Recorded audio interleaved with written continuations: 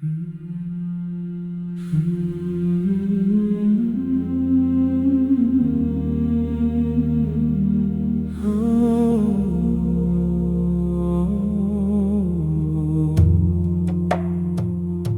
one who empties self of pride will feel the gnaw grow deep inside. A light no darkness can erase, a peace wrapped in divine embrace. So walk the earth with lowered gaze and fill your tongue with thankful praise. For every blessing, every breath is mercy rescuing from death.